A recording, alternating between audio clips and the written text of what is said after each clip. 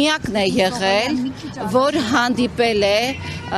հայկական հարցով զբաղվող Տիկին Կարմեն Օսորմոյին, ով այստեղ եկել է, որ պետք է հանդիպեր նաև Տիկին Նինային Պայթյունից անհետ կորածի,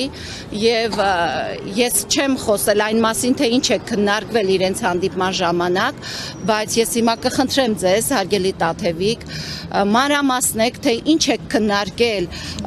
այդ կարևոր անձի հետ, որովհետև իրենք ոչ միայն հետաքրքրված են այս հարցով, ասացի, իրենք նաև դրամաշնոր են տվել, որ այստեղ այդ գործը արվի։ Ես կխնդրեմ, հարգելի ծնողներ, դուք էլ ուշադիր լսեք, թե ինչ է խոսել։ Այդ կառույցը միակ կառույցն է, ով հնարավորություն ունի Բաքվի բանտեր մտնելու։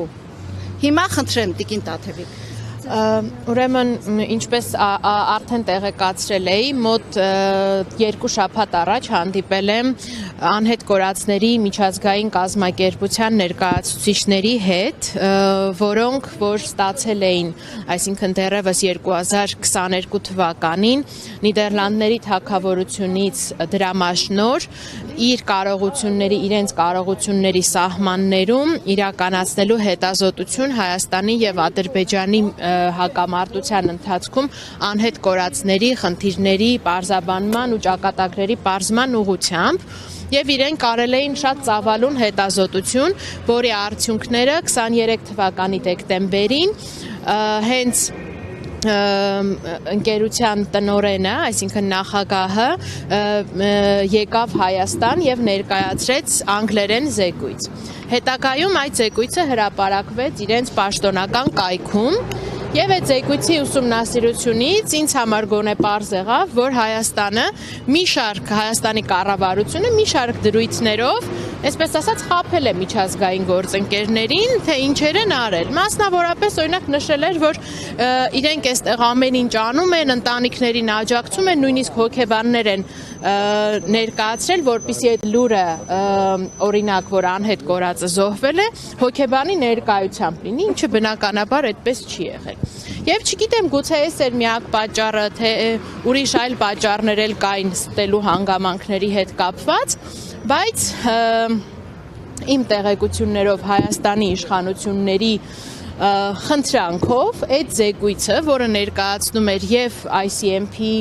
առաջարկությունները խնդրի լուծման ուղղությամբ, ICMP պաշտոնական կայքից հեռացվել է։ Եվ այս պարագայում մտահոգությունը, ես իհարկե այս ամեն ինչը որ բարձրաձայնում եմ, բնականաբար ICMP-ի հետ հանդիպման արդյունքներով են եւ այսինքն այն ինչ պահը որ խորհրդապահական էր պահելով, այն ինչը որ համաձայնեցված էր բարձրաձայնելով եւ չեմ թաքցնի իրենց մտահոգությունը, որ իրանք այլևս ասում են, եթե նախկինում մեր մտահոգությունը հիմնականում Ադրբեջանն էր, որ կարող է խոչընդոտել անհետ կորածների ճակատագրի պարզմանը, ապա հիմա հասկանում ենք, որ նաեւ խոչընդոտում է Հայաստանի Հանրապետությունը։ Եվ մի կարևոր հանգամանք էլ եւս, որ սրա մասին բազմիցս խոսել եմ, ուրեմն Հայաստանի իշխանությունները փորձելու համար ցույց տալ, որ իբրև թե այն բոլոր ԴՆԹ փորձաքննությունները, որոնք արվել են Հայաստանում ճշմարիտ են, մանիպուլատիվ հնարքով այն մարմինների եւ մասունքների առնչությամբ, որոնք ըստ իրենց համընկնում ունեն Հայաստանում, հայտնել է ծնողներին, որ դրանք եւս հաստատվում են ICMP լաբորատորիայում կատարված փորձաքննությամբ։ Մինչդեռ իրականում ինչ է տեղի ունեցել։ ICMP-ին փոխանցվել են բացառապես այն մասունքները, այն նմուշները, որոնք Հայաստանում դժվարություն է առաջացել պրոֆիլավորում իրականացնելու։ Այսինքն Հայաստանի սահմաններից դուրս չի տեղի ունեցել անկախ եւ լրիվ փորձաքննություն, որը կհավաստեր, որ այն փորձաքննությունը, այն նույնականացումը, որը տեղի է ունեցել Հայաստանում, ճշմարիտ է, տեղի է ունեցել միայն մասնակի պրոֆիլավորում, որի արդյունքները չեն կարող հավաստել նույնականացման իսկությունը։ Սա էր թերևս այդ պատճառներից մեկը, որ Հայաստանի իշխանությունները փորձելով վկայակոչել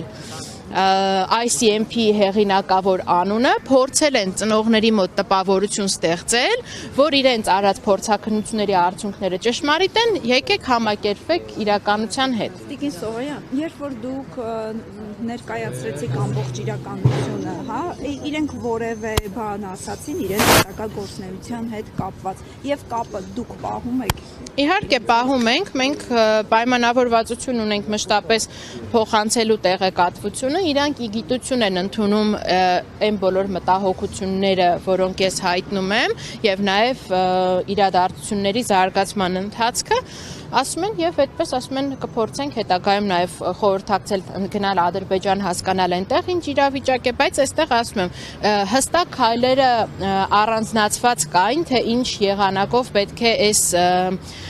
հարցը լուծվեր, մասնավորապես տեղեկատվական բազա ստեղծվեր, ի վերջո հասկանային, թե ովքեր են այդ անհետ կորածները, ինչ